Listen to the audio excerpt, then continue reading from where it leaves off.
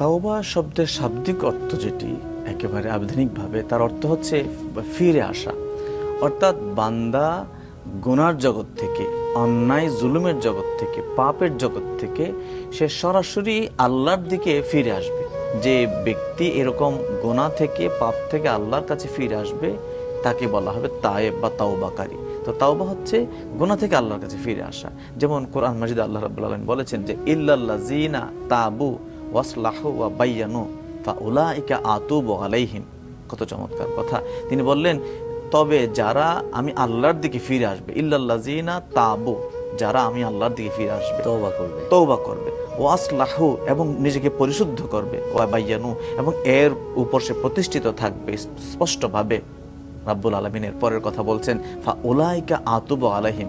যখন বান্দা চায় যে আমার কাছে ফিরে আসবে, পরিশুদ্ধ হবে, তখন আমি আল্লাহরও দায়িত্ব হয়ে যায় তাকে আমার দিকে ফিরিয়ে আনা। কোরআন মাজিদে আল্লাহ রাব্বুল আলামিন আরেক জায়গায় ইরশাদ করেন যে ওয়া ইন্নী লাগাফফারুন লিমান তাবা ওয়া আসলাহা।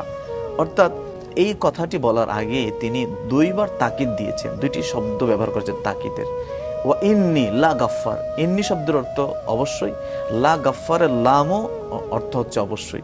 নিশ্চয়ই নিশ্চয়ই গাফফার, আমাকে তুমি ক্ষমাকারী হিসেবে পাবে। কখন? ওয়া ইন্নী লা গাফফার লিমান তাবা, যখন বান্দা আমি আল্লাহর কাছে ফিরে আসবে। সুবহানাল্লাহ।